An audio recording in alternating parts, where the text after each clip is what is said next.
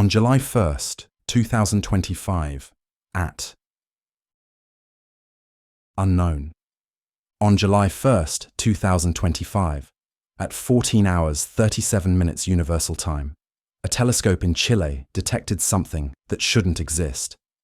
The Atlas survey system, designed to hunt for dangerous asteroids, had found an object moving too fast to belong to our solar system. Within hours, astronomers around the world realized they were witnessing something extraordinary. This was only the third confirmed visitor from another star system ever observed by humanity. The discovery unfolded like a detective story, written in light and motion. The object appeared as a faint smudge against the star field, nothing more than a moving dot at 4.5 times Earth's distance from the Sun. But its speed told a different story. This thing was racing through space at 130,000 miles per hour, fast enough to circle Earth in just 12 minutes. That kind of velocity doesn't come from our neighborhood. It comes from somewhere else entirely, carrying the momentum of an alien star. They named it 3I/ATLAS. The 3I marked it as the third confirmed interstellar object, following Oumuamua in 2017 and Borisov in 2019. The ATLAS suffix honored the telescope system that spotted it first. But names are just labels we attach to mysteries, and this particular mystery was about to challenge everything astronomers thought they knew about visitors from deep space. What made that July night special wasn't just the discovery itself, it was the timing.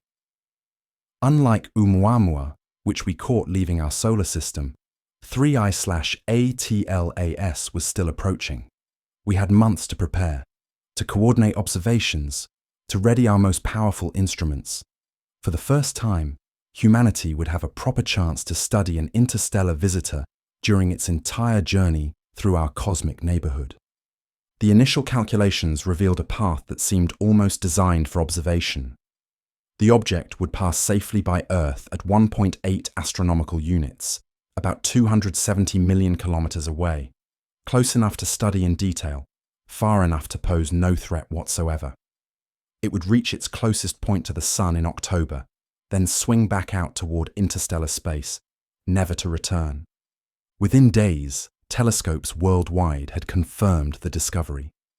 The Gemini North Telescope in Hawaii captured the first detailed images, revealing something unexpected. This wasn't just a dead rock tumbling through space. 3I/ATLAS was surrounded by a fuzzy cloud of gas and dust, what astronomers call a coma. It was active, breathing out material as our sun's warmth awakened ices that had been frozen for millions of years. The implications rippled through the scientific community. Here was an object that had survived the journey between stars, enduring radiation and cold that would destroy most materials we know. Yet it remained intact enough to produce gas when heated. What kind of object could do that? What processes created it? What star system did it come from? As word spread beyond academic circles, 3I/ATLAS captured public imagination in a way few astronomical discoveries do. This wasn't some distant galaxy or invisible black hole. This was a visitor, a physical piece of another solar system passing through our own. It carried information about places we'll never see, preserved in ice and rock older than Earth itself. The night of July 1st, 2025, marked the beginning of an unprecedented scientific campaign. But it also marked something deeper. The moment humanity realized that interstellar visitors weren't rare cosmic accidents, but regular occurrences we were finally equipped to detect. Not every fast-moving object in space comes from another star system. So how did astronomers know with absolute certainty that 3I/ATLAS was truly interstellar? The answer lies in the elegant mathematics of orbital mechanics, where the shape of an object's path tells the story of where it belongs. Every object bound to our sun follows an elliptical orbit, like a NASCAR track stretched into an oval. Even comets that take thousands of years to complete one lap are still racing around a closed circuit. They might venture far into the outer darkness, but solar gravity always pulls them back. Their orbits are cosmic prisons with invisible walls made of gravitational force. But 3 I/ATLAS followed a different kind of path called a hyperbola. Instead of a closed loop, imagine a curve that opens outward forever, like the shape water makes when you spray a garden hose in an arc. This mathematical signature is unmistakable. Any object following a hyperbolic path has too much energy to be captured by our sun. It's just passing through, a cosmic tourist rather than a permanent resident. The key measurement is something called eccentricity, a number that describes how stretched an orbit is. A perfect circle has an eccentricity of 0. Earth's slightly oval orbit has an eccentricity of 0.02. Halley's Comet, which ventures far beyond Neptune, has an eccentricity of 0.97, almost reaching the magic number of 1. Anything with an eccentricity greater than 1 is unbound, free to wander the galaxy. 3 I/ATLAS has an eccentricity of 1.06, clearly marking it as interstellar. But eccentricity alone doesn't tell the whole story. Astronomers also measure something called excess velocity, the speed an object would have if it were infinitely far from the sun's influence. For objects born in our solar system, this number is essentially 0. They're like children who might wander far from home, but can never truly leave. 3 I/ATLAS has an excess velocity of 15 kilometers per second, the signature of an object that belongs to the stars, not to our sun. The confirmation process was rigorous and transparent. Within days of discovery, observatories worldwide contributed position measurements, each one refining the orbital calculation. The Minor Planet Center at Harvard, which serves as the global clearinghouse for asteroid and comet discoveries, ran the numbers through multiple independent software systems. Every calculation reached the same conclusion. This object came from interstellar space. The rarity of such discoveries underscores how special 3 I/ATLAS is. The Atlas survey system scans the entire visible sky every 2 days. In nearly a decade of operation, among hundreds of thousands of objects detected, it found exactly 1 confirmed interstellar visitor. These objects are perhaps 1,000,000 times rarer in our detection catalogues than typical asteroids, not because interstellar space is empty, but because these visitors move so fast, they're easy to miss. This brings us to a profound realization. Space between stars isn't the empty void we once imagined. Theoretical models suggest every cubic light-year contains thousands of wandering objects, cosmic debris ejected during the chaotic birth of planetary systems. We're swimming in an ocean of interstellar fragments. We just needed the right tools to see them. The interstellar designation carries weight beyond mere classification. It means 3 I/ATLAS formed around another star, in conditions we can only imagine. Its atoms were forged in an alien stellar furnace, its ices condensed from a foreign planetary disk. Every molecule is a message from another solar system, written in the universal language of chemistry and physics. Speed in space is relative, but 3 I/ATLAS moves at velocities that challenge human comprehension. At 130,000 miles per hour, it travels 50 times faster than a rifle bullet, 10 times faster than the space station orbits Earth, fast enough to cross the entire United States in just over 1 minute. This isn't just movement, it's cosmic momentum carrying the signature of another star's gravity. To understand this speed, we need to think about where it came from. Objects don't achieve such velocities by accident. When a planetary system forms, gravitational chaos reigns. Giant planets migrate inward and outward, scattering smaller bodies like a cosmic game of billiards. Most of these scattered objects fall into the parent star or settle into stable orbits. But some receive just the right gravitational kick to escape entirely, launched into interstellar space with tremendous speed. 3 I/ATLAS likely gained its velocity through multiple gravitational encounters over millions of years. Perhaps it started as a comet in the outer reaches of an alien solar system. A close pass by a gas giant planet could have flung it toward the parent star, where another planetary encounter redirected it outward with even greater speed. Each gravitational slingshot added energy until finally the object achieved escape velocity and began its interstellar journey. The mathematics of such encounters are precise and unforgiving. Too little energy, and the object remains bound to its star. Too much, and it might be torn apart by tidal forces. 3I/ATLAS found the sweet spot, gaining enough velocity to escape while remaining intact. It's like threading a needle while riding a rocket, a testament to the strange precision of chaotic systems. But speed creates problems for astronomers trying to study this visitor. Tracking telescopes must constantly adjust their aim, following 3I/ATLAS as it races across the sky. Ground-based observatories struggle to keep the object centered in their field of view. Space telescopes face scheduling challenges as the visitor moves rapidly from one observation zone to another. Every night, 3I/ATLAS is measurably farther away, its light growing fainter as distance increases. The velocity also affects how we interpret what we see. The Doppler effect, the same phenomenon that changes the pitch of a passing ambulance siren, shifts the wavelengths of light from 3I/ATLAS.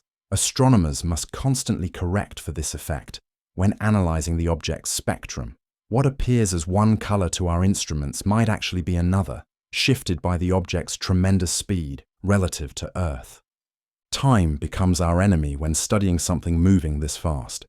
From discovery in July to solar conjunction in October, we had just 3 months of good observations.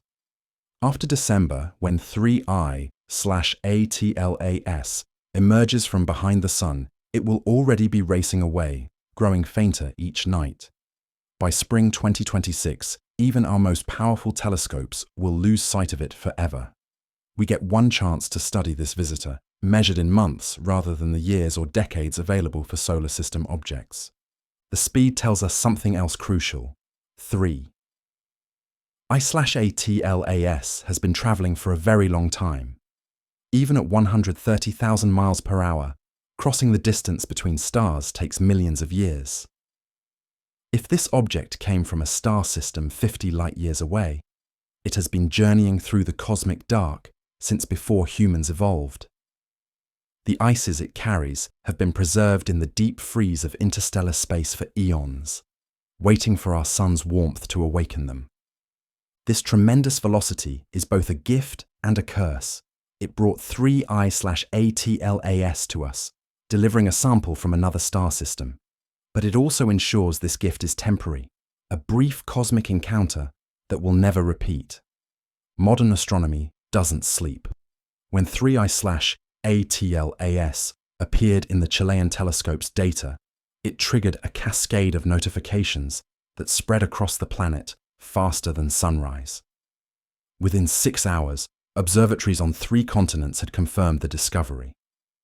Within 24 hours, a coordinated observation campaign was underway. This is how humanity responds when the universe delivers something extraordinary.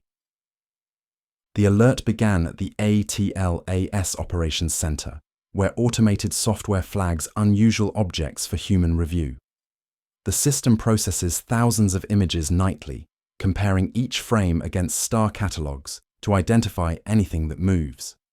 Most detections are ordinary asteroids, but 3I/ATLAS's extreme speed immediately marked it as special. The software calculated a preliminary orbit and raised a digital red flag. Possible interstellar object detected. The human astronomers on duty that night followed established protocols. First, they verified the detection wasn't a software error or cosmic ray artifact. Then, they submitted the discovery to the Minor Planet Center at Harvard, the global clearinghouse for solar system object discoveries. The MPC serves as astronomy's central nervous system, collecting observations from worldwide sources and distributing refined orbital data to the scientific community. Within hours, the MPC issued a Minor Planet electronic circular, astronomy's equivalent of a breaking news alert. The message was terse but electric. New object with apparent hyperbolic orbit discovered. Confirmation observations urgently needed. This triggered what astronomers call a target of opportunity cascade, where planned observations are postponed to focus on time-critical discoveries.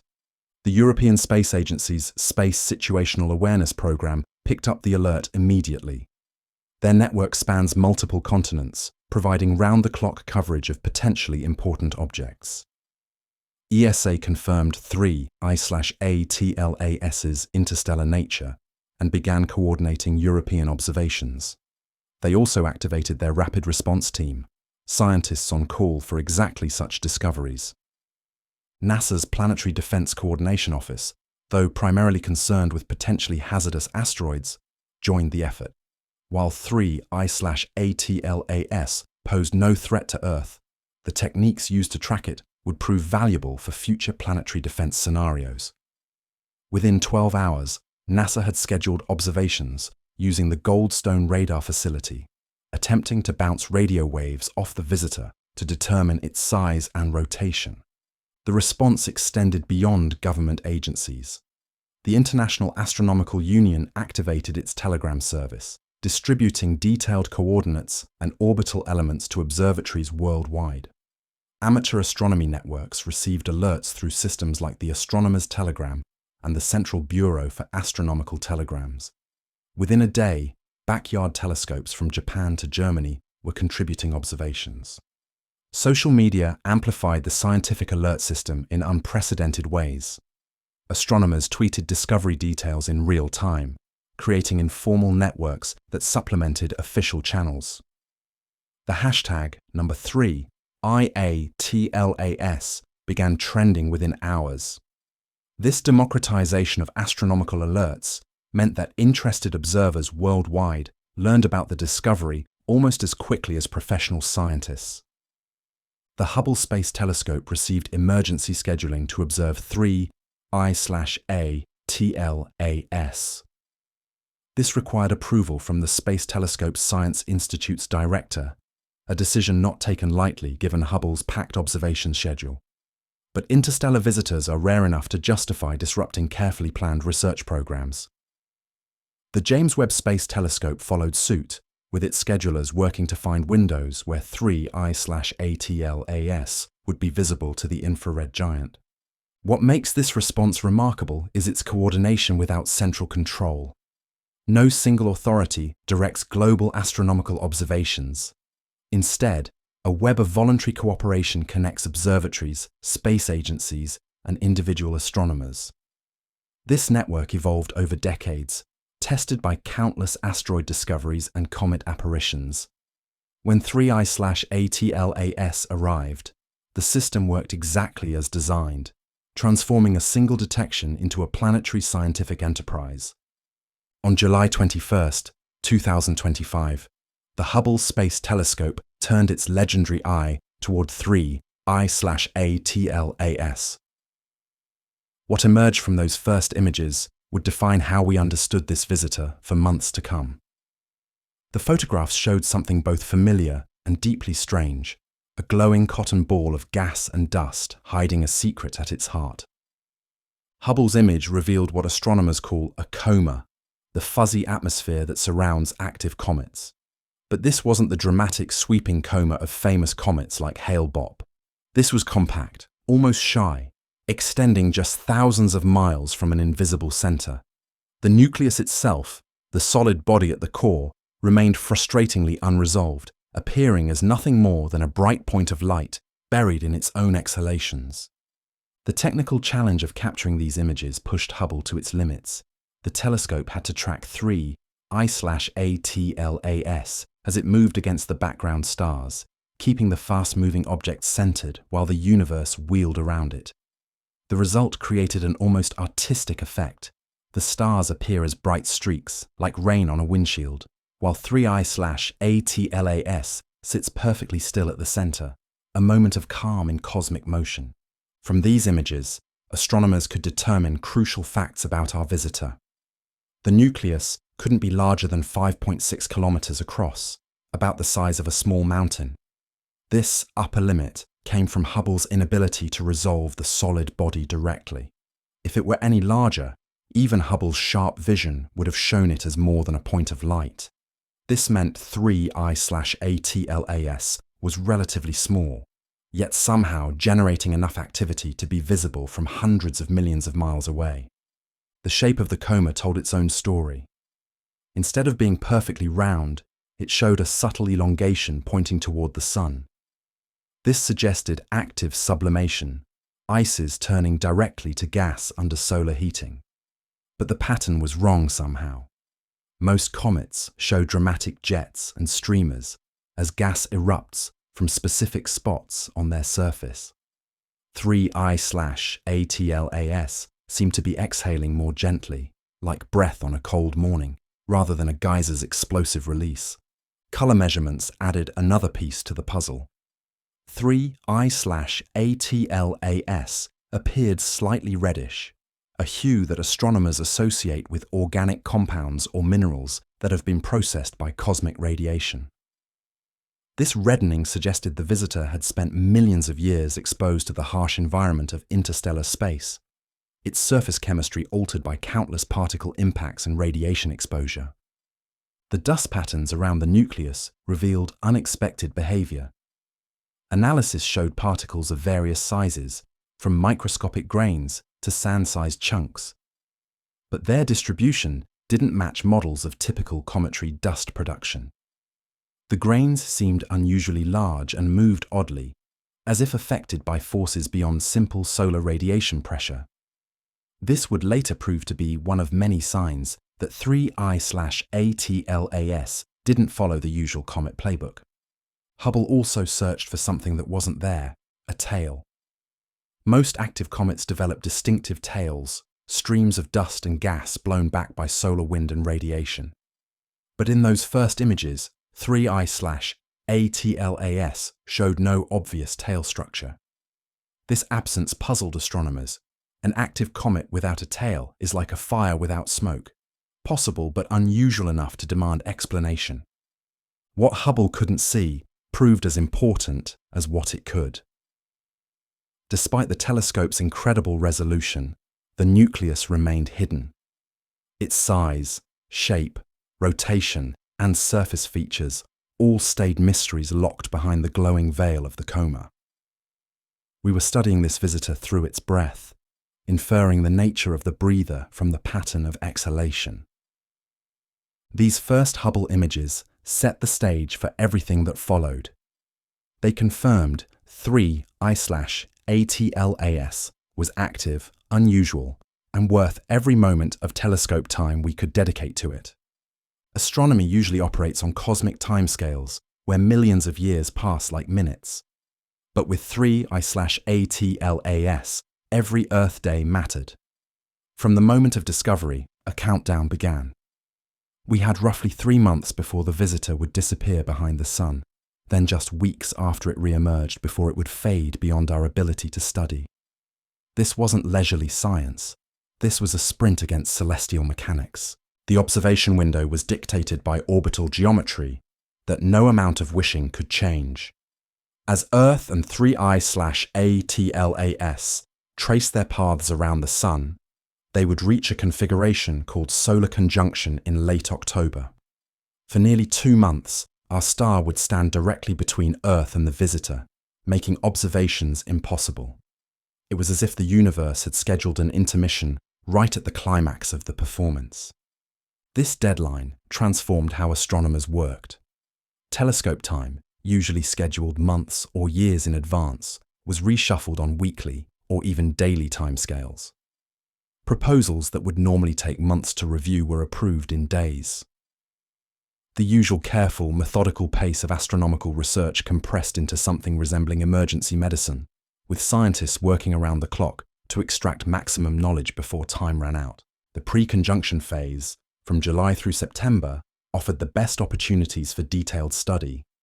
3I/ATLAS was still approaching the sun, growing more active as solar heating intensified. Every spectrum captured, every image taken during this period would be irreplaceable.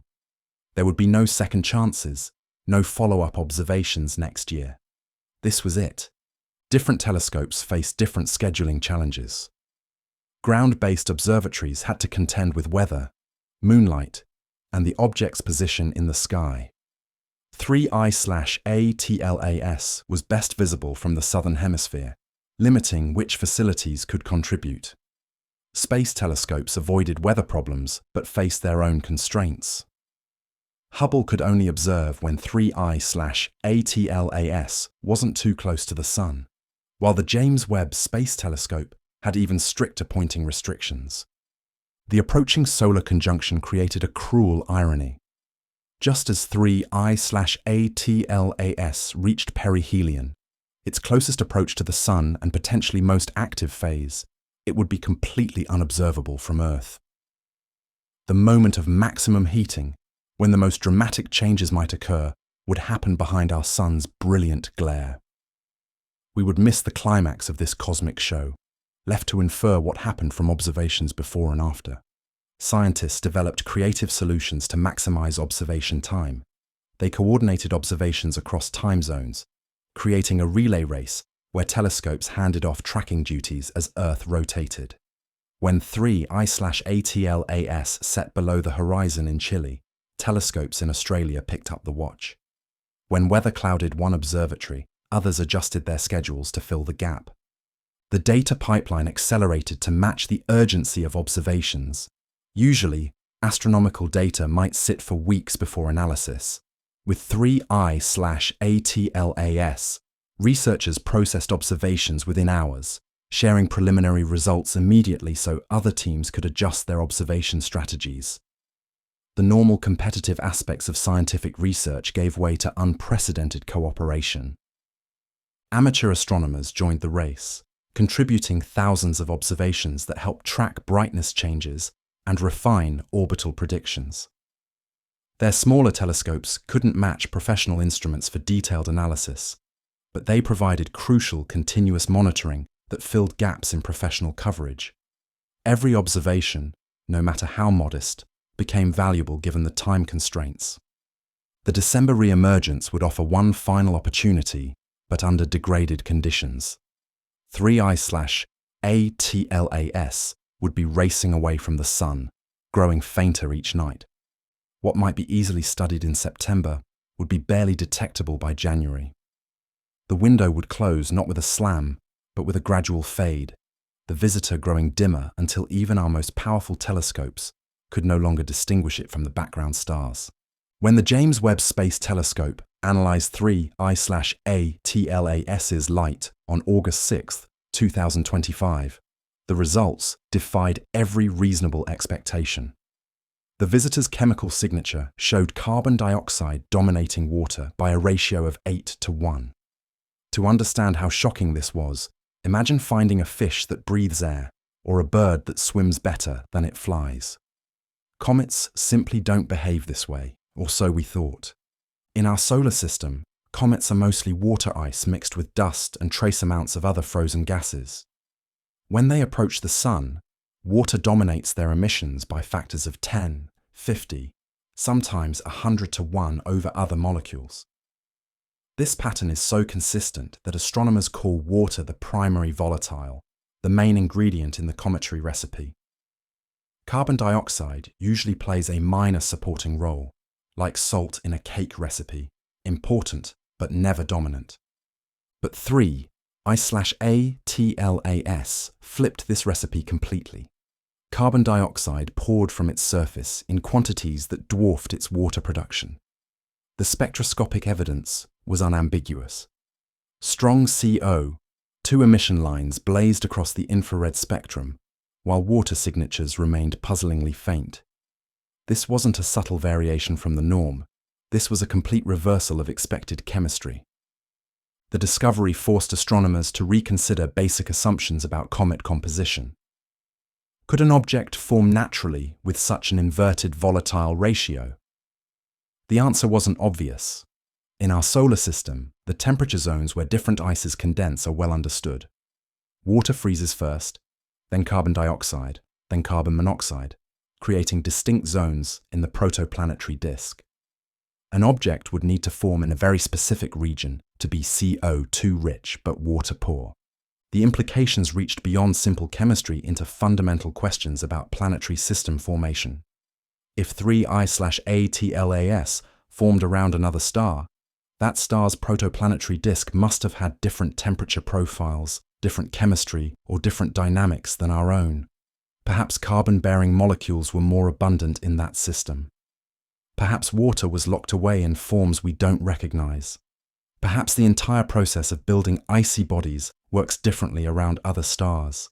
Laboratory experiments on Earth struggle to reproduce such extreme CO2 enrichment. Scientists can create CO2-dominated ices under specific conditions, but maintaining that composition during the heating and sublimation process proves challenging.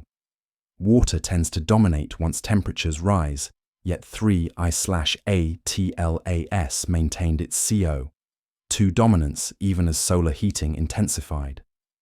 The physics worked, but only barely, requiring a delicate balance of temperature, pressure, and composition. Alternative explanations emerged, each with its own problems. Perhaps 3I/ATLAS had a water-rich interior sealed beneath a CO2-dominated crust. Solar heating might preferentially release the outer CO2 while leaving inner water ice trapped.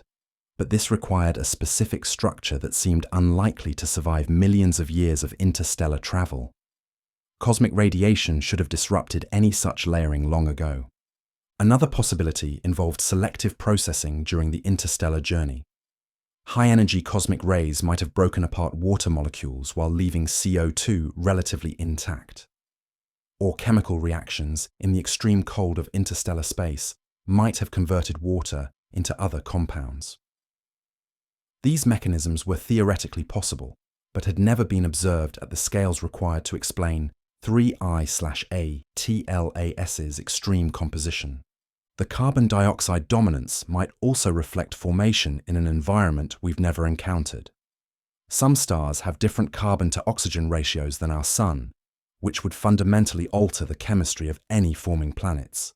In a carbon-rich system, CO2 might naturally dominate over water. 3I/ATLAS could be our first sample from such an exotic chemical environment. What made the discovery even more intriguing was its apparent uniqueness. The previous interstellar visitor, Comet Borisov, had shown elevated carbon monoxide but relatively normal water content. Oumuamua showed no detectable outgassing at all. Each interstellar visitor seemed to be teaching us that there's no such thing as a typical comet when you sample from across the galaxy. The Spherex mission's wide-field infrared survey revealed something that challenged the fundamental physics of how comets work. 3I/ATLAS wasn't just releasing carbon dioxide, it was maintaining a CO2 atmosphere that extended 348,000 kilometers from its nucleus. To put this in perspective, that's nearly the distance from Earth to the Moon, an atmospheric envelope that could swallow entire planets. How does an object barely 5 kilometers across create and sustain such an enormous gas cloud? The scale defied simple sublimation physics. When ice turns to gas on a comet's surface, that gas typically expands rapidly into the vacuum of space, thinning out according to well-understood mathematical laws. The density drops with the square of the distance.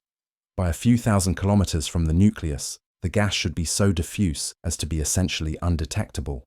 Yet Spherex clearly saw CO2 emissions extending 100 times farther than models predicted. The conventional explanation, that solar heating causes ice to sublimate from the nucleus surface, couldn't account for such an extended atmosphere. Even if 3I/ATLAS's entire surface was actively outgassing at maximum theoretical rates, it couldn't maintain detectable CO2 densities at such distances. The math simply didn't work. Either our understanding of cometary physics was incomplete, or 3I/ATLAS was doing something different. One possibility was fragmentation. If 3I/ATLAS wasn't a single solid body, but rather a collection of loosely bound chunks, each fragment could contribute to the total gas production. The CO2 might be sublimating from hundreds or thousands of small sources spread throughout a large volume, creating the extended atmosphere through distributed production rather than single-point emission. This would explain both the size and the persistence of the gas cloud. But fragmentation created its own puzzles. What held these hypothetical fragments together? How did they maintain their grouping while traveling through interstellar space for millions of years? Why didn't solar heating and outgassing forces push them apart? The gravitational attraction between small icy chunks would be negligible, insufficient to maintain any kind of coherent structure. Yet something was keeping the CO2 sources organized enough to create a coherent atmospheric envelope. Another explanation involved extended source regions, areas of CO2 ice that had somehow spread far from the main nucleus. Perhaps past activity had distributed frozen CO2 across a large volume of space, creating an invisible cloud of tiny ice particles that were now sublimating together. This distributed ice would be too sparse to see directly, but could produce detectable gas when heated by the sun. Think of it as an invisible snow cloud slowly evaporating around the visible nucleus. The interaction with solar wind added another layer of complexity. As CO2 molecules were ionized by solar ultraviolet radiation, they became susceptible to electromagnetic forces. The solar magnetic field could accelerate these ions, potentially creating patterns of circulation and concentration that maintained higher densities at greater distances than simple expansion would produce. The gas cloud might be shaped and sustained by invisible magnetic structures we couldn't directly observe. Temperature measurements within the extended atmosphere provided crucial clues. The gas wasn't cooling as rapidly as expected, with distance from the nucleus. Something was adding energy to the system, keeping the CO2 molecules more energetic than simple solar heating could explain. This suggested either internal heat sources within 3I/ATLAS, or energy transfer mechanisms we didn't fully understand. The temporal evolution of the atmosphere added to the mystery. Rather than growing steadily as 3I/ATLAS approached the sun, the CO2 clouds seemed to pulse and breathe, expanding and contracting on timescales of days to weeks. These variations didn't correlate simply with solar distance or heating angle. Something more complex was controlling the gas production, perhaps related to the rotation of the nucleus or activation of different source regions. What we were witnessing with 3I/ATLAS challenged our fundamental understanding of how small bodies behave in space. The enormous CO2 atmosphere represented physics operating at scales and through mechanisms that our solar system hadn't prepared us for. Water should have been everywhere in 3I/ATLAS's emissions. But instead, astronomers faced a mystery that grew more perplexing with each observation. The Swift Observatory detected hydroxyl radicals, the broken fragments of water molecules, suggesting H2O was present. But when SphereX looked for water directly, the signal was barely above detection limits. Where was the water hiding, and why couldn't we find it? The contradiction seemed impossible at first. Hydroxyl radicals in space come almost exclusively from water molecules broken apart by ultraviolet radiation. If Swift saw OH, there had to be water. It's like finding smoke, but no fire, footprints, but no feet. The physics demanded water's presence, yet our most sensitive infrared instruments struggled to detect it directly. This wasn't a calibration error or instrumental artifact. Multiple independent observations confirmed both results. Swift definitely detected hydroxyl. SphereX definitely didn't see corresponding amounts of water. Both instruments were working perfectly, seeing exactly what was there. The problem was that what was there didn't make sense according to our understanding of cometary chemistry. One explanation involved unusual photochemistry in 3I/ATLAS's coma. Perhaps water molecules were breaking apart more efficiently than normal, converting rapidly to hydroxyl and other products before they could be detected as intact H2O. This would require specific conditions: intense ultraviolet flux, unusual molecular densities, or catalytic processes we hadn't encountered before. The chemistry worked on paper, but the efficiency required seemed implausibly high. Another possibility centered on water's physical state. If water existed mainly as ice grains rather than vapor, it might not produce the spectroscopic signatures Spherex was searching for. These ice particles could still generate hydroxyl through surface photochemistry, while remaining largely invisible to infrared spectroscopy. The water would be there, just in the wrong form for our instruments to easily detect. The temperature profile of 3I/A/TLAS offered another clue. At the distances where observations were made, water ice sublimation should have been relatively inefficient. The surface temperature wasn't quite high enough for vigorous water production. But CO2, which sublimes at lower temperatures, could be escaping freely. This temperature-dependent selection might explain the apparent water depletion, though it didn't fully account for the hydroxyl observations. Subsurface architecture might hold the key. Imagine 3I/ATLAS, structured like a layered candy, with water ice trapped beneath a CO2-rich outer shell. Solar heating would preferentially release the outer CO2 while water remained locked inside. Only small amounts of water might escape through cracks or thin spots, just enough to produce the observed hydroxyl, but not enough for strong direct detection. The interstellar journey itself might have altered 3I/ATLAS's water content. Cosmic radiation can trigger complex chemistry, converting water into other compounds over millions of years. Hydrogen might escape as the lightest element, leaving behind oxygen-enriched materials. Or water might bind with other molecules, creating compounds that don't show typical water signatures. The visitor we see might be chemically transformed from its original state. Time variation added another dimension to the mystery. Some observations hinted that water production might be episodic, turning on and off rather than flowing steadily. This could explain why different instruments at different times saw conflicting signals. Perhaps water-rich pockets were occasionally exposed through surface changes, creating brief bursts of H2O emission, followed by long, quiet periods. The missing water problem highlighted a fundamental challenge in studying interstellar visitors. We interpret what we see through the lens of solar system experience. But these objects come from environments that might operate by different rules. What seems like missing water might actually be water in forms we don't recognize or haven't considered. As 3I/ATLAS continued its journey, the water mystery remained unresolved. It became a perfect example of how interstellar visitors challenge our assumptions, forcing us to question things we thought we understood completely. Every molecule in 3I/ATLAS was forged in an alien stellar furnace, assembled in a foreign planetary disk, and preserved for millions of years in interstellar deep freeze. The chemistry we observe isn't just unusual, it's a direct message from another solar system, written in a molecular language that spans the galaxy. Reading this message requires us to think beyond the familiar chemistry of our cosmic neighborhood. The extreme CO2 dominance tells us something fundamental about where 3I/ATLAS formed.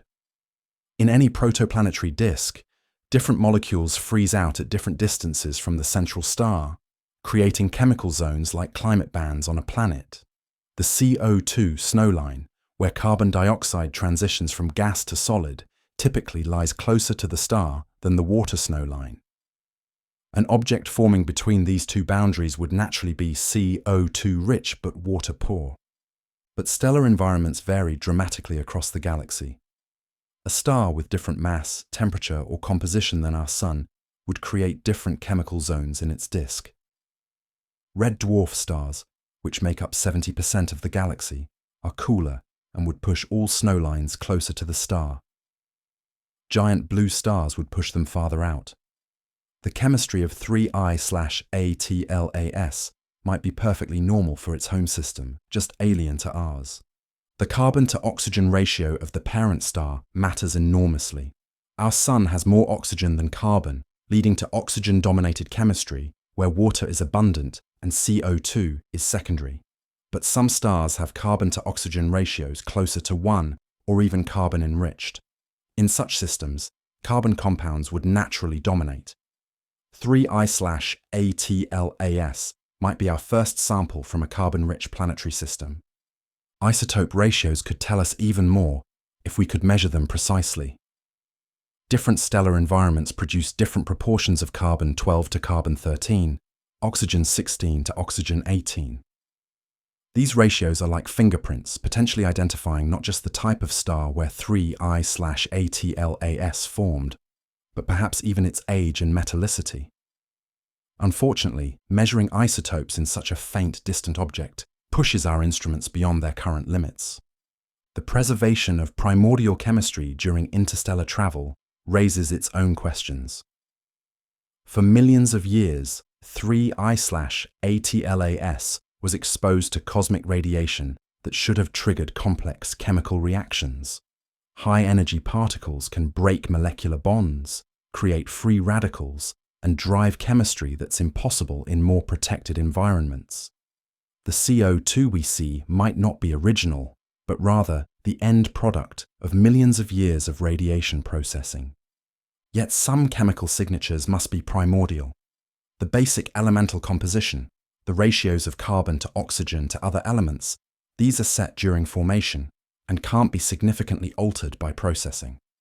3I/ATLAS carries this elemental recipe from its birthplace, even if the specific molecular forms have changed. We're reading a message that's been translated and retranslated, but still retains its essential meaning. The chemistry also constrains possible formation scenarios. The presence of any volatiles at all tells us 3I/ATLAS formed in the outer regions of its parent system, beyond where rocky planets typically form.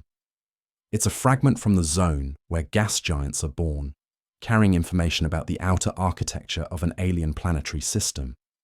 This isn't debris from an Earth-like world, but from the cold outer reaches where ice dominates over rock. Temperature history is written in the molecular mix. If 3I/ATLAS experienced high temperatures during formation or ejection, certain molecules would be destroyed while others formed. The survival of CO2 ice sets upper limits on the temperatures experienced. This visitor was never baked by close stellar passage or heated by violent impacts. Its journey to interstellar space was relatively gentle, preserving the delicate ices we now observe. The implications extend beyond this single object. If the galaxy contains a wide variety of stellar environments producing diverse planetary chemistry, then interstellar space should be filled with objects of every possible composition.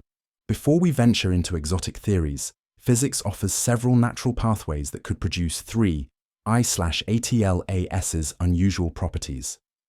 Each explanation reveals different aspects of how planetary systems form and evolve, turning this interstellar visitor into a test case for our understanding of cosmic chemistry. The challenge isn't finding explanations, but determining which one or which combination actually applies. The CO2 snowline hypothesis provides the most elegant solution. In any forming planetary system, temperature decreases with distance from the star, creating zones where different molecules condense from gas to solid. Water freezes farther out than CO2, creating a sweet spot where carbon dioxide ice dominates, but water remains mostly vapor. An object forming in this zone would naturally be CO2-rich and water-poor, exactly what we observe in 3I/ATLAS. This scenario places 3I/ATLAS's birthplace at a specific distance from its parent star, probably somewhere equivalent to our asteroid belt. The temperature would be just right for CO2 to condense while being too warm for efficient water ice formation.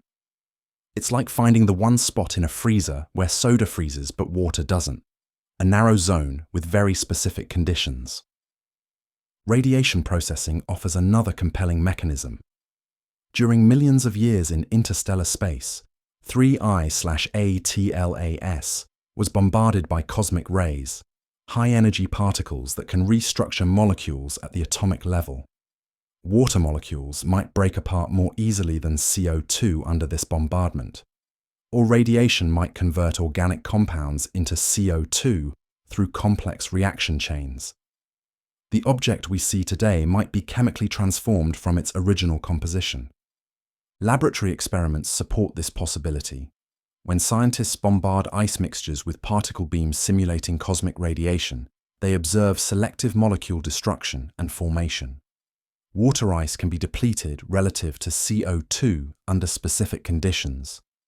The process is slow but relentless, and over millions of years, it could fundamentally alter an object's chemistry. The insulating crust hypothesis addresses the apparent water shortage differently. Imagine 3I/ATLAS covered by a layer of processed material, perhaps organic polymers created by radiation or dust, cemented by repeated freeze-thaw cycles. This crust could trap water ice beneath while allowing more volatile CO2 to escape through cracks or porous regions. The water is there, but hidden, like groundwater beneath a desert surface. Such crusts form naturally on comets in our solar system. As surface ices sublimate, they leave behind dust and heavier molecules that gradually build up into an insulating layer. This process is well documented and could explain why 3I/ATLAS shows strong CO2 emission but weak water signatures. The CO2 can penetrate the crust, but water cannot.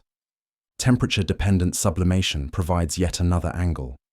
At 3I/ATLAS's current distance from the Sun, CO2 sublimes efficiently while water ice remains mostly frozen. The CO2 dominance might simply reflect the temperature regime where observations were made.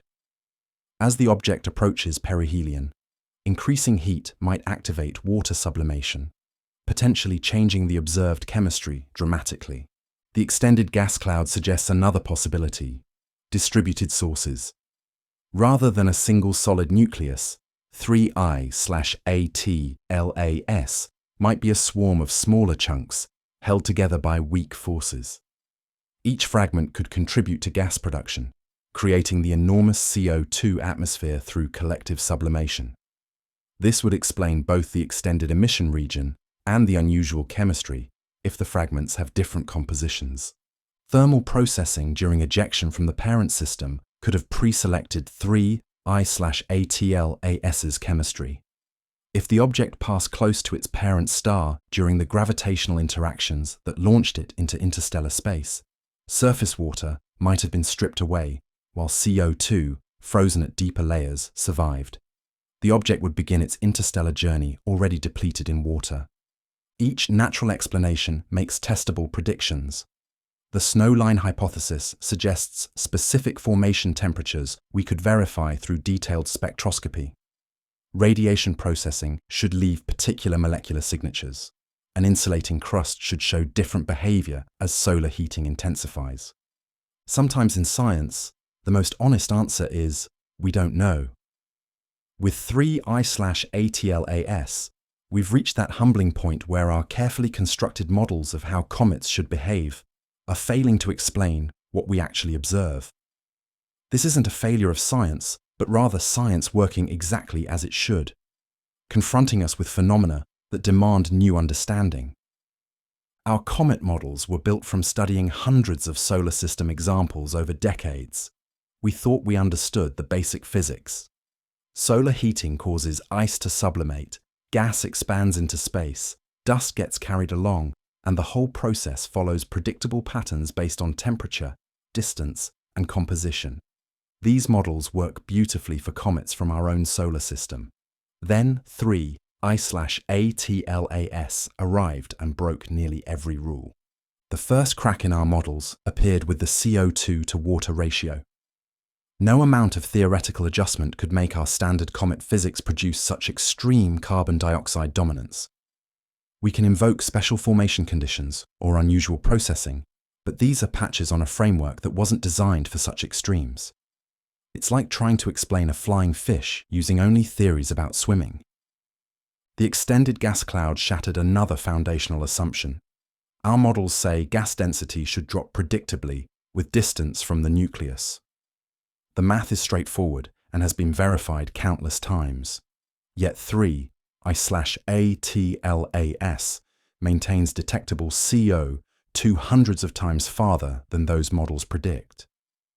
Either the physics is different, or something about 3I/ATLAS's structure violates our assumptions about comet geometry. Size estimates exposed another weakness. Different techniques give wildly different answers for how big 3I/ATLAS actually is. Brightness measurements suggest one size, gas production rates suggest another, and radar constraints provide yet another limit. In our solar system, these different methods usually agree within reasonable margins. For 3I/ATLAS, they're not even close. Something fundamental about how this object interacts with light and heat doesn't match our experience. The activity pattern defies thermal models completely. 3I/ATLAS showed signs of outgassing when it was farther from the sun than theory says CO2 should efficiently sublimate. It's like ice melting in a freezer, possible under special circumstances, but requiring explanations our current models don't provide. We can propose exotic mechanisms, but we're essentially guessing. Even basic assumptions about composition are failing. We assume comets are primarily ice and dust, because that's what solar system comets are. But what if 3I/ATLAS is made of materials we haven't considered? What if interstellar chemistry produces compounds that don't exist in our solar system? We're trying to understand an alien recipe using only familiar ingredients. The rotation mystery highlights our observational limitations. We can't determine how 3I/ATLAS spins, or if it spins at all. This should be basic information, easily extracted from brightness variations. But 3I/ATLAS shows no clear rotation signature. Either it's not rotating, which would be bizarre, or its surface is so uniform that rotation doesn't change its appearance, which would be equally strange. Our fragmentation models can't explain the apparent coherence of the gas cloud. If 3I/ATLAS is breaking apart, the fragments should disperse. If it's solid, it shouldn't produce such an extended atmosphere. We're caught between models that don't work and observations that demand explanation. It's like watching a magic trick where you know something's happening but can't figure out how. The chemical evolution predictions are failing too. We expected to see chemistry change predictably as 3I/ATLAS warmed approaching the sun. Instead, the composition seems oddly stable, maintaining its CO2 dominance regardless of temperature changes.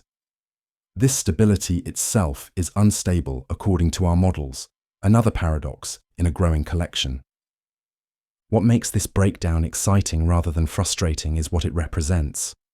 Every great advance in astronomy has come from observations that didn't fit existing models. The orbit of Mercury that helped confirm Einstein's relativity, the expansion of the universe that nobody predicted, the accelerating cosmos that won Nobel Prizes. The universe seems determined to teach us that there's no such thing as a typical interstellar visitor. In less than a decade, we've met 3 cosmic wanderers, each one so different from the others that they might as well come from different universes. Together, they're painting a picture of interstellar space that's far more diverse and strange than we imagined. First came Oumuamua in 2017, the cosmic equivalent of a ghost ship. No coma, no tail, no visible outgassing, just a dark, tumbling object shaped like nothing in our solar system.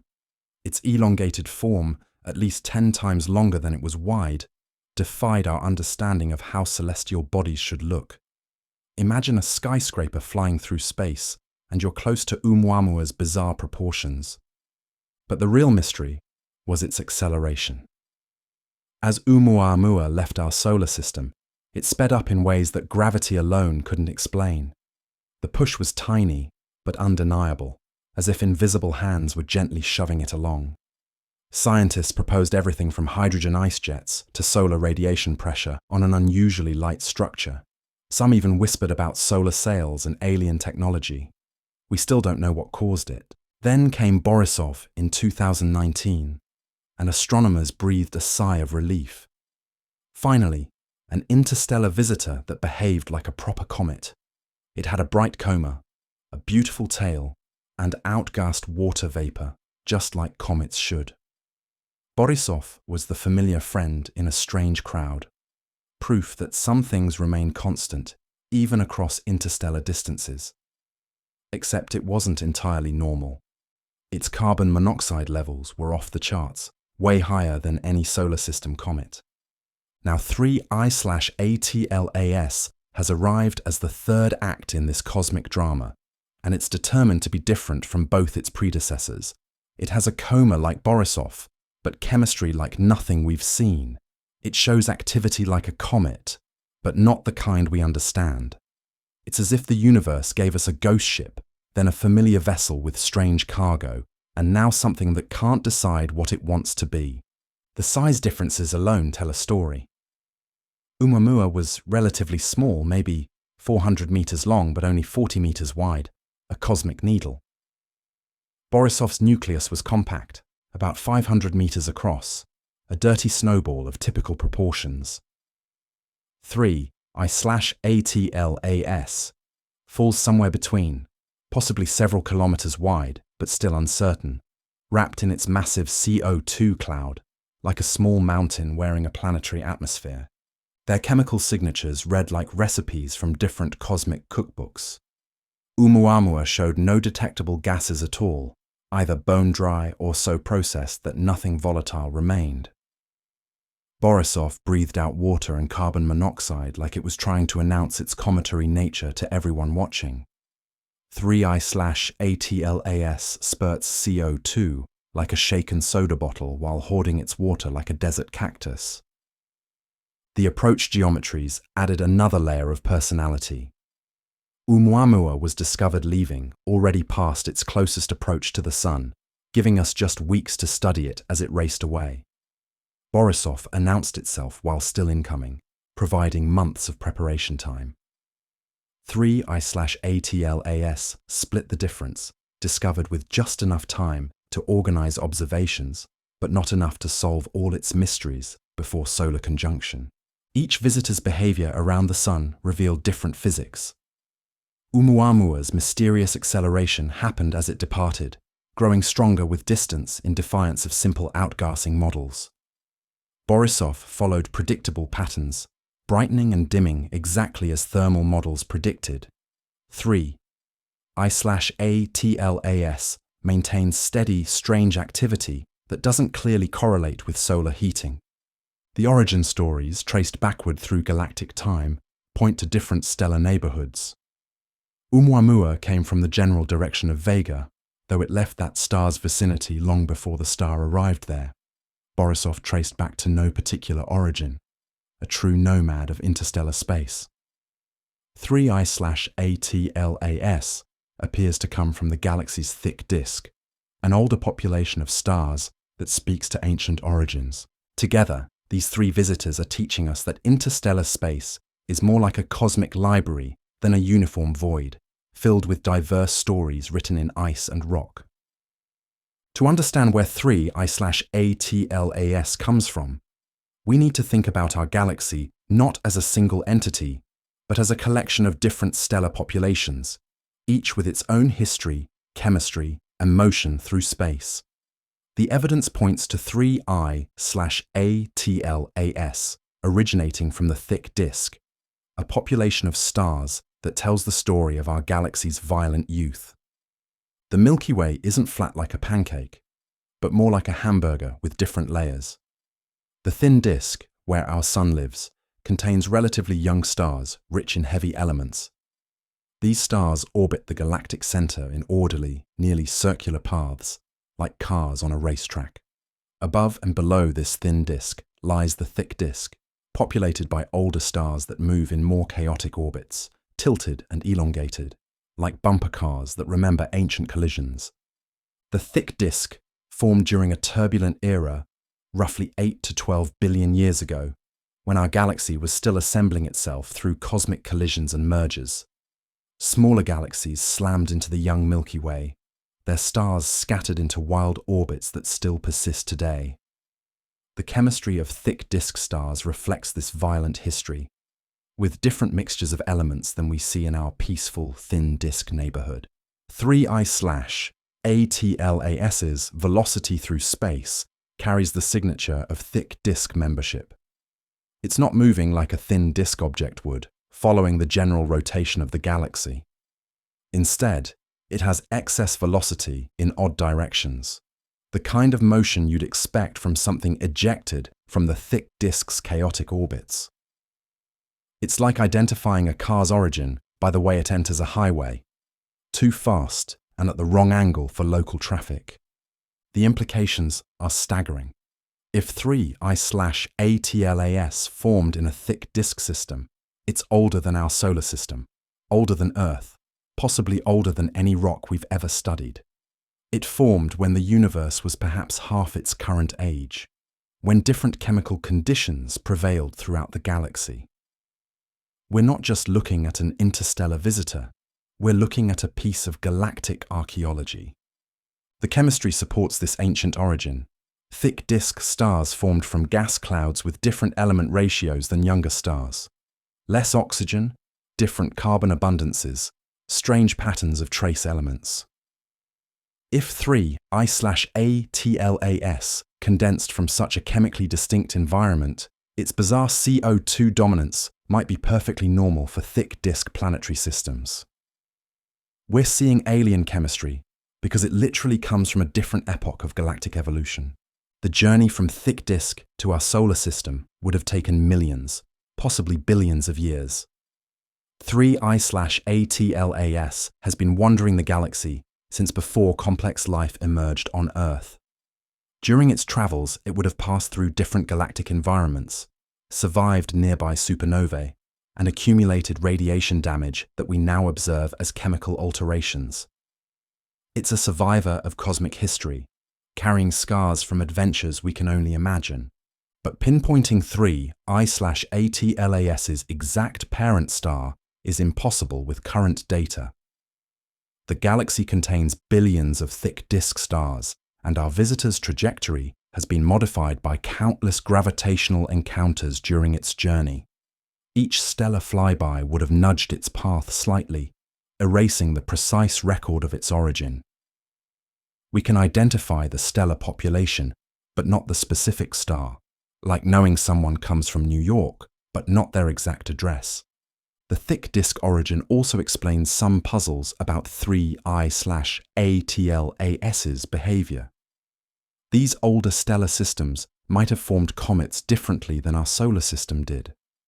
Different temperatures, pressures, and chemical gradients in ancient protoplanetary disks could have created objects with properties we've never encountered. What seems impossible by our solar system standards might be routine in thick disk systems. This connects 3I/ATLAS to the broader story of galactic evolution. As our galaxy aged and evolved, different populations of stars created different types of planetary systems. The diversity of interstellar visitors reflects this cosmic variety. 3I/ATLAS's trajectory through our solar system reads like a perfectly choreographed cosmic dance, one where the universe seems determined to give us the best possible view while keeping the climax hidden behind our sun. The orbital mechanics are precise and unforgiving, creating observation windows that open and close according to laws written in gravity and motion. The journey began far beyond Neptune, in the cold darkness where our sun is just the brightest star among millions. 3I/ATLAS entered our solar system from the direction of the constellation Lyra, diving toward the sun at an angle that would carry it through the inner planet's orbital plane. The approach geometry was nearly ideal for Earth-based observations, keeping the visitor above the dusty ecliptic, where viewing is clearest. By the time we discovered it in July 2025, 3I/ATLAS was already inside Jupiter's orbit and accelerating. Not because of any mysterious force, but due to our sun's gravity pulling it ever faster as it fell inward. Every day brought measurably increased velocity, the natural consequence of converting gravitational potential energy into kinetic motion. It's the same physics that makes a dropped ball accelerate, just played out on an interplanetary scale. The key dates were locked in by orbital mechanics that no amount of wishing could change. October 3rd would bring a close approach to Mars, just 29 million kilometers away. This represented a unique opportunity for the armada of spacecraft orbiting the red planet to observe an interstellar visitor from an entirely different perspective than Earth could provide. The Mars Reconnaissance Orbiter, with its powerful high-rise camera, might capture details invisible to Earth's telescopes. October 29th marked perihelion, 3I/ATLAS's closest approach to the Sun, at about 1.3 astronomical units. This would be the moment of maximum heating when solar energy would drive the most dramatic activity. Ice would sublimate most vigorously, the coma would likely reach its greatest extent, and any structural changes from thermal stress would occur. It should have been the highlight of our observations, but cosmic irony intervened. As 3I/ATLAS reached perihelion, Earth would be positioned on the opposite side of the Sun. For nearly 2 months, from late September through November, our star would block our view completely. The most critical phase of 3I/ATLAS's journey would occur behind an impenetrable curtain of solar glare. We'd miss the main event, left to infer what happened from observations before and after. The December re-emergence would find 3I/ATLAS transformed by its solar encounter, but already racing away. It would appear in the pre-dawn sky, climbing from Virgo toward Leo as Earth's orbital motion changed our viewing angle. But by then, the visitor would be accelerating outward at over 150,000 miles per hour, growing fainter each night as distance dimmed its light. The trajectory offered one small consolation. 3I/ATLAS would pass within 1.8 astronomical units of Earth in December, not particularly close by cometary standards, but near enough for detailed spectroscopic studies.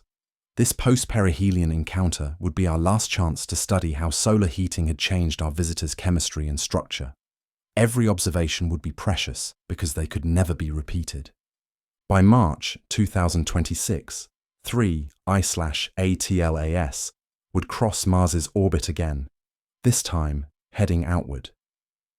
The geometry might allow one final spacecraft observation, a farewell portrait as our visitor returned to interstellar space.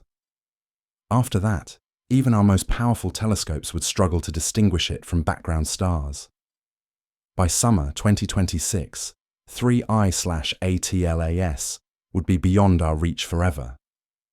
The path out of our solar system mirrors the approach but in reverse.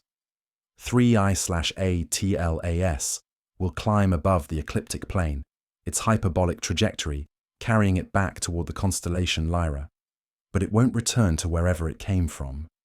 The Sun's gravity has altered its course, sending it toward new stellar systems we can't predict.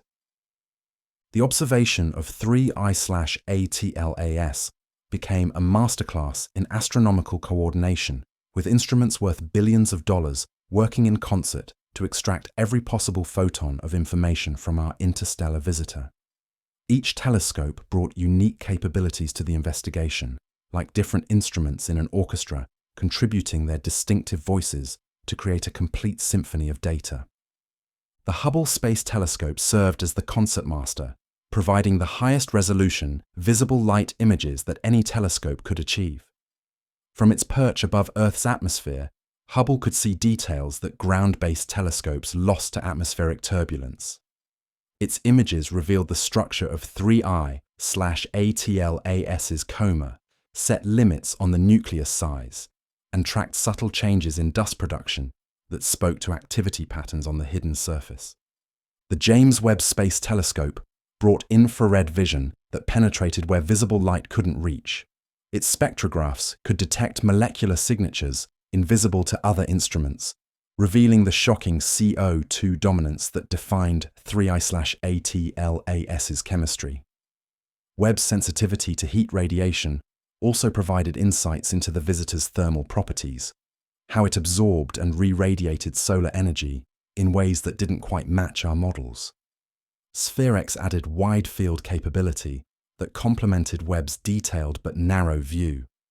While Webb could analyze a small region with exquisite precision, SphereX could map the entire enormous CO2 cloud surrounding 3I/ATLAS.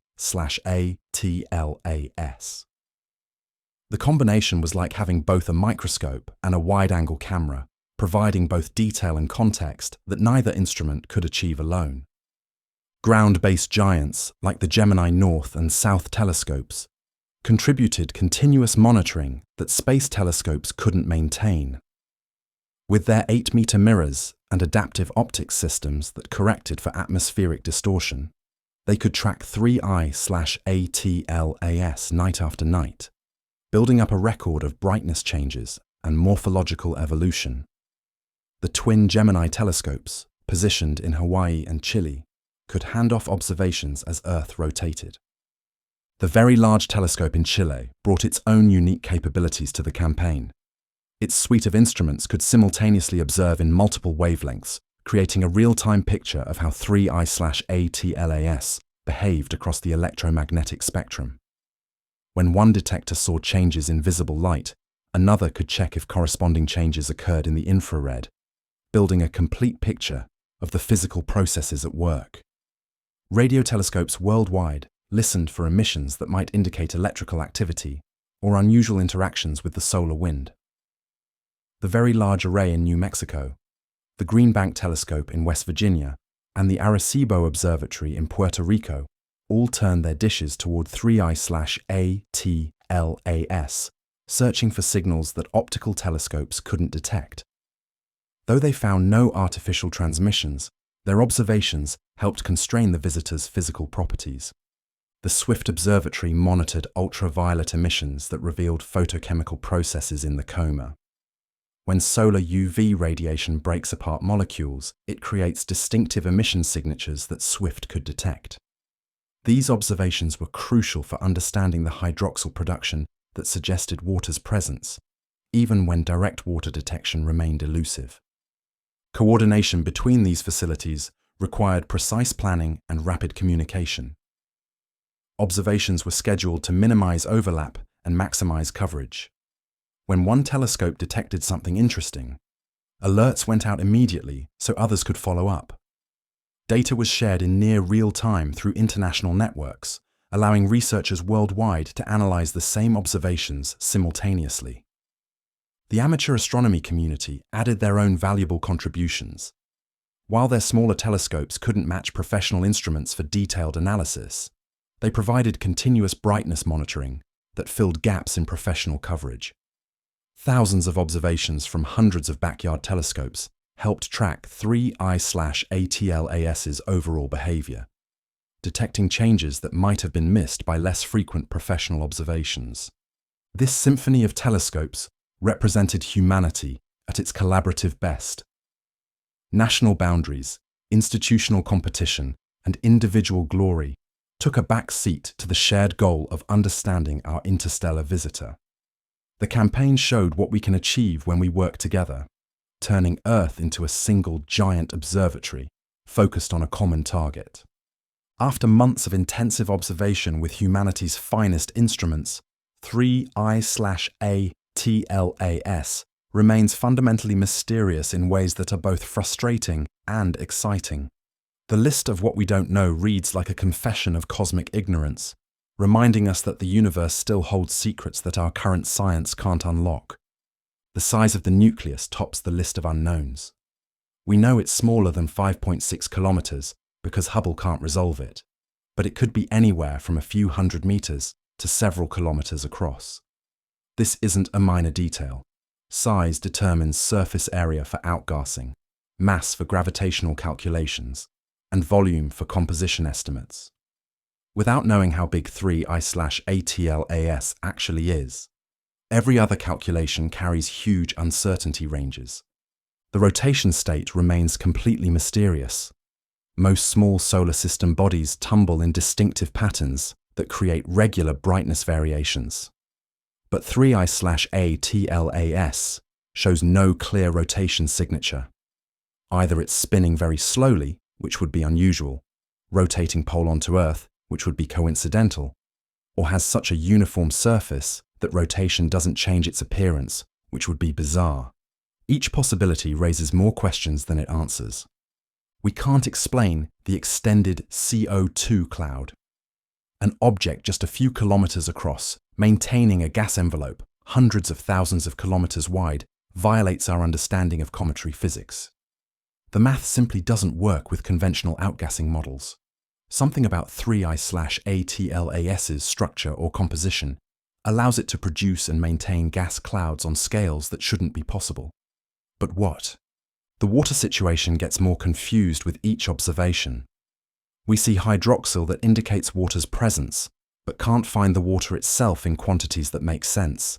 It's there but not there, present but hidden, detected but undetectable. This paradox might be telling us something fundamental about 3I/ATLAS's structure or chemistry, but we can't decode the message. The early activity poses another puzzle. 3I/ATLAS showed signs of outgassing when it was farther from the Sun than such activity should occur. The temperatures were too low for efficient CO2 sublimation according to our models. Either our temperature estimates are wrong, our understanding of sublimation physics is incomplete, or something besides solar heating drives the activity. None of these options is comfortable. We don't know what the surface looks like. Is it rough or smooth, dark or bright, uniform or varied? The unresolved nucleus means we're studying 3I/ATLAS entirely through the fog of its own emissions. It's like trying to describe a person by only looking at their breath on a cold day. The coma tells us something about what's happening, but not what the source actually looks like. The composition beyond major volatiles remains largely unknown. We've detected CO2 and hints of water, but what about methane, ammonia, nitrogen, noble gases? What about complex organics that might be present? Each additional molecule would provide clues about formation conditions and processing history, but detecting trace species in such a faint, distant object pushes our instruments beyond their limits. Perhaps most fundamentally, we don't know if 3I/ATLAS is typical or unusual for interstellar objects. With only 3 examples, we can't distinguish between common properties and cosmic oddities. Is CO2 dominance normal for thick disk objects? Is the extended gas cloud a regular feature we've just never seen before? We're trying to understand a population by looking at 3 random samples. The December observations might answer some of these questions, but they'll likely raise new ones. That's the nature of scientific discovery. Each answer opens doors to new mysteries. 3I/ATLAS has months of secrets left to reveal, and some it will carry back to interstellar space forever. The romantic notion of sending a spacecraft to chase down 3I/ATLAS crashes against the brutal mathematics of orbital mechanics. Yet the impossibility hasn't stopped scientists from dreaming and calculating, exploring what might be achievable if we pushed our current technology to its absolute limits. The proposals that emerged reveal both human ingenuity and the vast gulf between what we can imagine and what we can actually do. The fundamental problem is velocity. 3I/ATLAS races through our solar system at speeds that dwarf anything human spacecraft have achieved. To catch it would require not just matching its enormous speed, but also its precise direction through 3-dimensional space. The energy requirements place such a mission firmly in the realm of science fiction with our current chemical rockets. A dedicated interceptor launched from Earth would need what engineers call delta V, change in velocity, exceeding 50 kilometers per second. For comparison, reaching Mars requires about 6 kilometers per second, and getting to Jupiter needs 12. Our most powerful rockets can deliver perhaps 15 kilometers per second with optimal staging and gravitational assists. The gap between what we need and what we have is enormous. But impossibility has never stopped aerospace engineers from calculating. Several teams explored whether existing spacecraft already in flight might be redirected for opportunistic flybys. The Psyche mission, en route to a metal asteroid, will pass within 0.3 astronomical units of 3 I/ATLAS in September 2025. While not designed for comet observation, its cameras could theoretically capture images during the encounter. The most audacious proposal involves NASA's Juno spacecraft, currently orbiting Jupiter. A research team calculated that a precisely timed maneuver using Jupiter's gravity could theoretically redirect Juno toward a distant encounter with 3 I/ATLAS in March 2026. The plan would require burning most of Juno's remaining fuel in a single dramatic maneuver, ending its Jupiter mission for a brief glimpse of an interstellar visitor. The technical challenges go beyond mere propulsion. Any intercept mission would have to navigate autonomously, since communication delays would make real-time control impossible. The spacecraft would need to find, track, and study 3 I/ATLAS entirely on its own during the brief encounter. It's like asking a robot to photograph a bullet in flight while riding another bullet with no human assistance. The science return from a successful intercept would be transformational. Close-range measurements could determine the nucleus size and shape, analyze surface composition with precision impossible from Earth, and maybe even collect dust particles for detailed analysis. We could measure isotope ratios that would definitively identify 3 I/ATLAS's stellar birthplace. Such data would be worth decades of telescope observations. The time constraint adds another layer of impossibility. Mission planning usually takes years, sometimes decades. Spacecraft are designed, tested, and refined through countless iterations. But 3 I/ATLAS gives us just months. By the time a mission could be designed, approved, and launched, our visitor would be beyond reach. We're trying to catch a train that's already leaving the station. Future missions offer more hope. The European Space Agency's Comet Interceptor, launching in 2029, is specifically designed to redirect toward targets of opportunity. It will wait at a stable point in space, ready to chase whatever interesting object appears next. When the next interstellar visitor arrives, and statistics suggest one will come every few years, we might finally be ready. The proposals for 3 I/ATLAS intercepts, however impossible, serve a crucial purpose.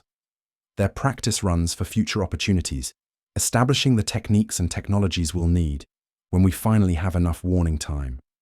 Each calculation, each mission profile, each technical solution adds to our preparation for the day when we can actually catch an interstellar visitor.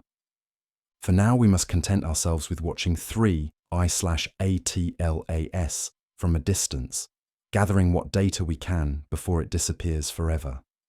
December 2025 will be the moment of truth for our understanding of 3 I/ATLAS. When our visitor emerges from behind the Sun, transformed by its perihelion passage, every theory about its nature will face the ultimate judge: observational reality. The tests we've designed will either confirm our ideas or send us back to the drawing board, and honestly, both outcomes are equally valuable for science. The chemistry evolution test is perhaps the most definitive. If 3 I/ATLAS behaves like a normal comet with unusual composition, the post-perihelion CO2 to water ratio should change predictably. Solar heating during perihelion should have penetrated any surface crusts, potentially activating water ice that was previously trapped. If December observations show increased water production, it supports the insulating layer hypothesis. If the ratio remains unchanged, we're looking at something more fundamentally unusual. The structural integrity test will reveal whether perihelion heating caused fragmentation. Some models predict that thermal stress from rapid temperature changes should crack or split the nucleus. December images will show if 3 I/ATLAS survived intact or broke into pieces. Multiple fragments would explain the extended gas cloud, but raise new questions about what held them together for so long. A single intact nucleus would demand different explanations for the enormous CO2 envelope. Brightness evolution provides another crucial test. If 3I/ATLAS is a conventional comet, its brightness should fade predictably as it moves away from the Sun, following well-established laws linking temperature, distance, and gas production. Any deviation from this pattern, especially unexpected brightening or irregular variations, would suggest processes beyond simple solar heating driving the activity. The tail morphology in December will test our understanding of how gas and dust interact with solar radiation. The post-perihelion tail should be more prominent than what we observed during approach, shaped by the visitor's passage through the most intense solar wind. If the tail remains subtle or shows unexpected structures, it might indicate unusual grain properties or gas compositions that don't respond to solar forces as expected. Spectroscopic monitoring will search for new molecular species activated by perihelion heating. Molecules that were frozen solid during approach might now be gaseous and detectable. The presence or absence of species like methane, ammonia, or complex organics would constrain formation temperature and chemistry.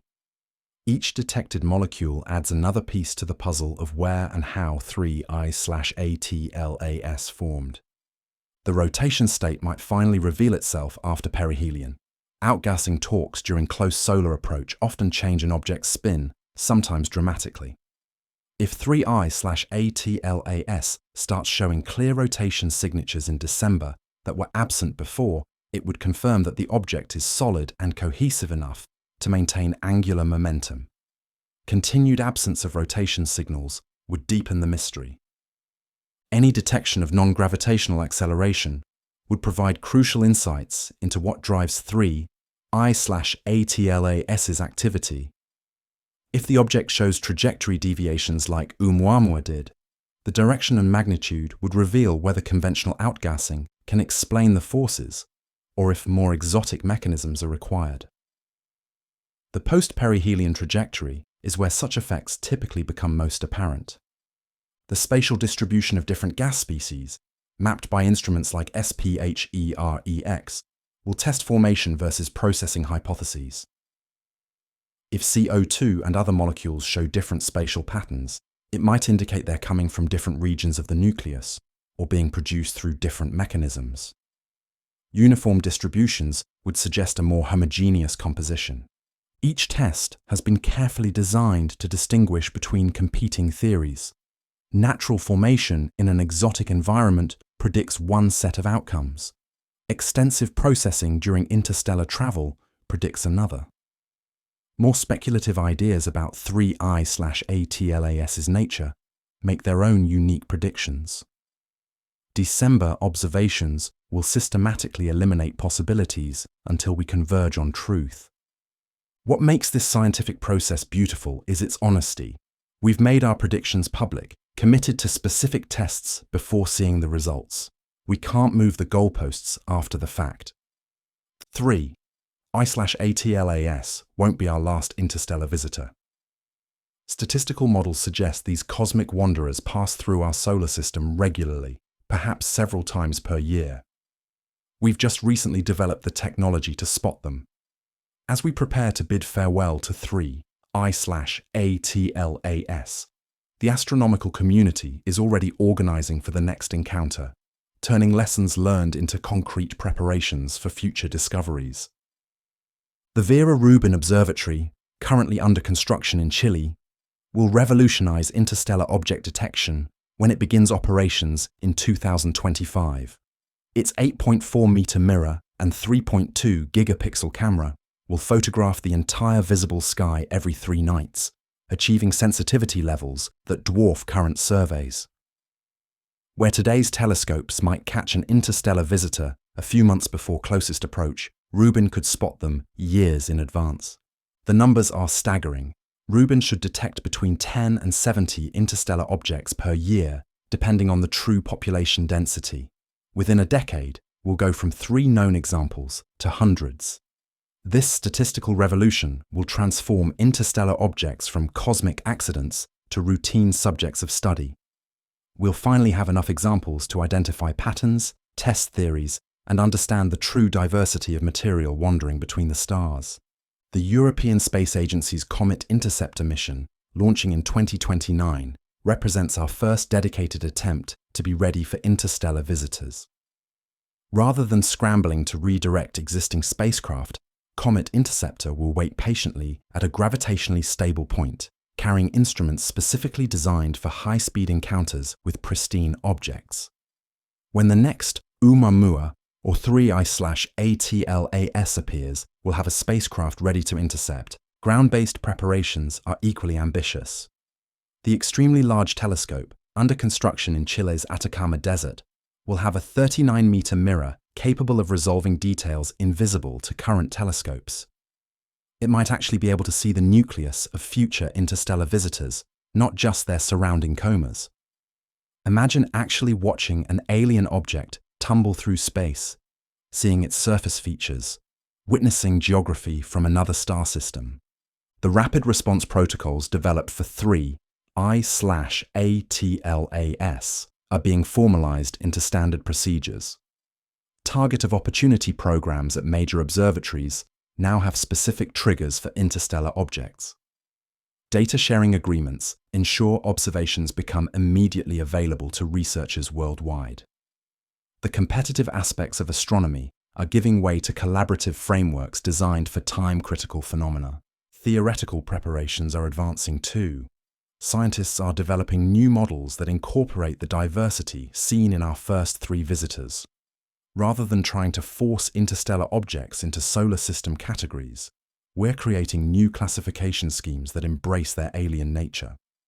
The CO2 dominance of 3I/ATLAS, once shocking, is now part of our expanded understanding of what's possible. Laboratory work is crucial for future interpretation. Scientists are creating analog materials that might exist in other stellar environments, studying how exotic ices behave under conditions we've never considered. When the next unusual chemistry appears, we'll have experimental data to help interpret it. Each interstellar visitor expands the parameter space of what we need to simulate and understand. The amateur astronomy community is organizing for systematic monitoring. Networks of small telescopes, coordinated through internet platforms, can provide continuous coverage that professional observatories can't maintain. When Rubin starts discovering interstellar objects monthly, amateur astronomers will play crucial roles in tracking them, monitoring brightness changes, and alerting professionals to unusual behavior. Funding agencies are recognizing interstellar objects as a new frontier deserving dedicated resources. Grant programs, specifically for interstellar object research, are being established. Young scientists are building careers around these visitors, ensuring expertise will be ready as discoveries accelerate. The field that didn't exist a decade ago is becoming an established discipline. The philosophical preparations might be most important. We're learning to expect the unexpected, to embrace confusion as the natural response to genuinely alien phenomena. Every planet in the universe began as dust and gas swirling around a young star, but 3I/ATLAS is teaching us that the recipes for planet building vary far more than we ever imagined. This interstellar visitor isn't just a curiosity, it's forcing us to rewrite textbooks about how planetary systems form and evolve. The implications stretch from our own solar system's history to the search for life among the stars. The extreme CO2 chemistry of 3I/ATLAS reveals that some planetary systems operate with fundamentally different volatile distributions than ours. In our solar system, water dominates the ice inventory, with CO2 playing a supporting role. But somewhere in the galaxy, perhaps commonly, the situation reverses. This isn't just a minor variation, it's a complete inversion of what we thought was normal. These chemical differences trace back to the protoplanetary disk, the spinning pancake of material from which planets form. Temperature, pressure, and chemical composition in these disks determine what kinds of planets and comets can form. If CO2-dominated objects like 3I/ATLAS are common, It means many disks have temperature structures or compositions radically different from what created our solar system. The diversity among just 3 interstellar visitors suggests the galaxy hosts an enormous variety of planetary system architectures. Oumuamua might represent dry, rocky debris from inner planetary regions. Borisov could be typical outer solar system material from a CO-rich environment. 3I/ATLAS might come from an intermediate zone we don't have in our solar system. Each visitor samples a different kind of planetary formation environment. This diversity has profound implications for astrobiology. Life as we know it depends on water, but what if some planetary systems are naturally water-poor? The CO2 dominance in 3I/ATLAS might indicate entire stellar systems where water is scarce but other volatiles are abundant. Such systems might be sterile by our standards, or they might host exotic forms of life adapted to different chemistry. The size and structure variations among interstellar objects tell us about the violence of planet formation. Small bodies are the shrapnel from planetary construction, ejected during the chaotic gravitational battles that shape young solar systems. The fact that kilometer-sized objects like 3I/ATLAS can survive ejection and interstellar travel indicates these processes can be gentler than our models suggested. The survival of volatiles through interstellar space rewrites our understanding of how materials move between star systems. If objects like 3I/ATLAS regularly carry ices between stars, they might be spreading the chemical ingredients for planets and possibly life throughout the galaxy. Each stellar system isn't isolated, but connected to others through a slow exchange of material. Formation timescales become crucial when considering 3I/ATLAS's apparent thick disk origin. This object formed when the galaxy was younger, when different stellar populations were being born, when heavy element abundances were different. It's showing us planet formation under conditions that no longer exist in our galactic neighborhood. We're doing archaeological chemistry, studying how planets formed billions of years ago. The extended gas production challenges our models of cometary activity, and by extension, our understanding of volatile delivery to planets. If small bodies can maintain enormous atmospheres like 3I/ATLAS does, they might deliver volatiles to planets more efficiently than we thought. The early Earth might have received its water and organic molecules from objects that behaved very differently than today's comets. These revelations matter for finding Earth-like planets around other stars. If planetary systems show the kind of chemical diversity that interstellar visitors suggest, then Earth-like might be rarer or more varied than we assumed. Some systems might have all the right ingredients, but in wrong proportions. Others might create habitable worlds through completely different chemical pathways. The planet formation models we're developing now, informed by interstellar visitors, will guide the next generation of telescope observations and space missions. When we step back from the technical details and look at what 3I/ATLAS represents in the grand cosmic scheme, we see ourselves differently. We're not isolated on a single world, cut off from the rest of the universe. We're part of a vast, interconnected galaxy where material flows between star systems, carrying messages we're just learning to read. This bigger picture transforms our understanding of our place in the cosmos. The galaxy isn't empty space punctuated by isolated stars and planets. It's filled with wanderers like 3I/ATLAS, perhaps millions of them in every cubic light year, drifting between stellar systems like seeds on cosmic winds. Most are too small or too distant for us to detect, but they're there, a vast population of nomadic objects that have been traveling since before our sun was born. Each interstellar visitor is a messenger from another star system, carrying information we could obtain no other way. Telescopes can analyze light from distant stars, but 3I/ATLAS brings us actual material, molecules we can study, ices we can analyze, chemistry we can measure. It's the difference between seeing a photograph of a foreign country and holding soil from that land in your hands. The The 3 visitors we've detected are probably typical of what's out there, which means the galaxy is far stranger and more diverse than we imagined. If our first 3 samples show such extreme variety, from Oumuamua's mysterious acceleration to 3I/ATLAS's CO2 clouds, imagine what the next 100 will reveal. We're sampling an ocean of cosmic diversity one drop at a time. The timescales involve dwarf human experience, but define cosmic reality. 3I/ATLAS has been traveling for millions, possibly billions of years. When it began its journey, Earth might not have existed. As it wandered through interstellar space, entire species evolved and went extinct on our planet. Civilizations rose and fell. Yet 3I/ATLAS continued its patient journey, carrying its ancient cargo of frozen gases toward an appointment with our sun it couldn't have known was coming. This perspective makes us think differently about time and permanence. Our cities, our nations, our entire civilization exists in an eye blink compared to 3I/ATLAS's journey. Yet we're the ones observing it, studying it, learning from it.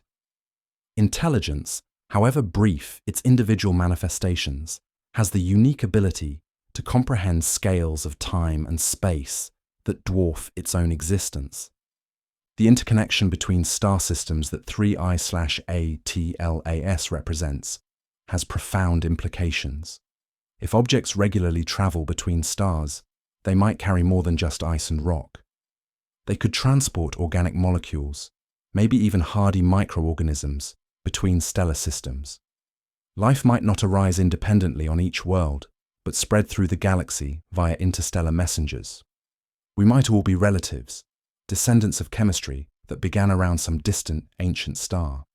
But even if 3I/ATLAS carries no biological material, it connects us to the galaxy in fundamental ways.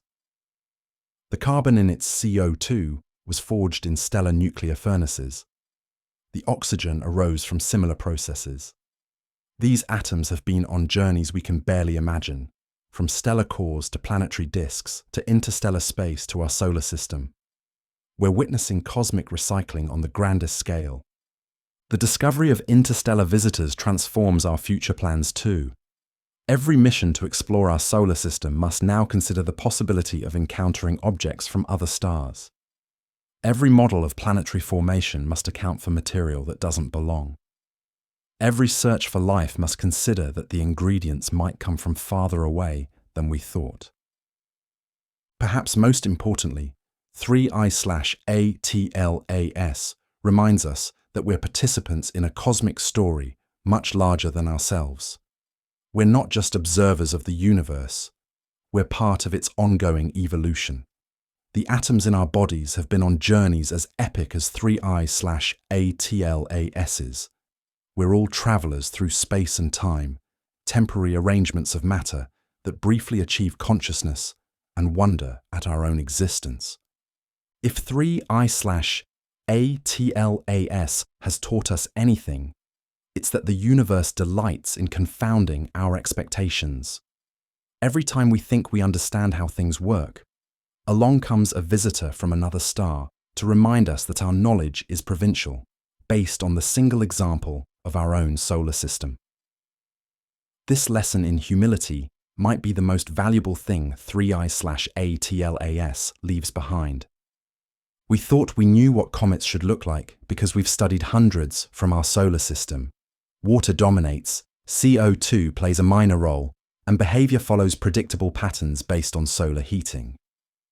Then 3I/ATLAS arrived with its backward chemistry and impossible gas clouds, showing us that our comprehensive understanding was actually narrow familiarity with local examples. The failure of our models isn't a failure of science, but science working exactly as intended. Good theories make predictions that can be tested. When observations contradict predictions, we don't ignore the data or force it into existing frameworks. We acknowledge our ignorance and build better models. 3I/ATLAS is forcing us to expand our theories to encompass possibilities we never considered. This cosmic humility extends beyond chemistry and physics to fundamental assumptions about planetary systems. We've found thousands of exoplanets orbiting other stars, but we interpret them through the lens of our solar system's architecture. 3I/ATLAS suggests that lens might be distorting our view. If the debris from other systems is this diverse, imagine how varied the planets themselves might be. The 3 interstellar visitors have each delivered their own humbling lessons. Oumuamua showed us that celestial objects could have shapes and behaviors we never imagined. Borisov seemed reassuringly normal until its extreme CO abundance reminded us that normal is relative. 3I/ATLAS has taken the lesson further, demonstrating that our chemical expectations might be completely wrong for much of the galaxy. These surprises are gifts, not problems. Every wrong prediction teaches us something new. Every failed model reveals hidden assumptions. Every mystery points toward discoveries waiting to be made. 3I/ATLAS isn't just challenging our knowledge, it's showing us where to look for breakthroughs. The greatest scientific advances often come from observations that don't fit existing theories. The humility extends to our technological capabilities. We can track 3I/ATLAS, analyze its light, and deduce its properties, but we can't catch it, sample it directly, or study it up close. We're like naturalists trying to understand a bird by watching its shadow, inferring everything from indirect observations. Our tools are impressive, but still primitive compared to what we'd need to truly understand interstellar visitors. Even our success in detecting 3I/ATLAS is humbling when we consider what we're missing. For every interstellar object we spot, thousands pass undetected. They're too small, too faint, or moving through regions we're not monitoring. We're sampling a tiny fraction of the cosmic population, trying to understand an ocean from a few drops of water. What we call comprehensive knowledge is actually profound ignorance with small patches of understanding. The temporary nature of our encounter with 3I/ATLAS adds another dimension to this humility. We get months to study something that has existed for eons and will continue existing long after humanity is gone. Our entire scientific investigation is just a brief footnote in this object's epic journey. We're temporary observers of permanent phenomena, trying to extract eternal truths from momentary glimpses. Yet this humility is paired with remarkable achievement. Despite our limitations, we've detected an object from another star system, analyzed its composition, tracked its trajectory, and learned from its mysteries. We've turned points of light into scientific data, mystery into partial understanding. That's not nothing. It's extraordinary. The humility 3I/ATLAS teaches is the productive kind that drives science forward.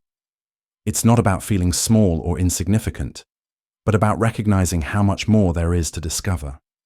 As December 2025 fades into January 2026, 3I/ATLAS grows fainter each night, racing back toward the interstellar darkness from which it came. Soon, even our most powerful telescopes will lose sight of it forever. This farewell isn't just to a chunk of ice and rock, but to a messenger that briefly connected us to the wider galaxy, reminding us that we're not alone in the cosmic dark.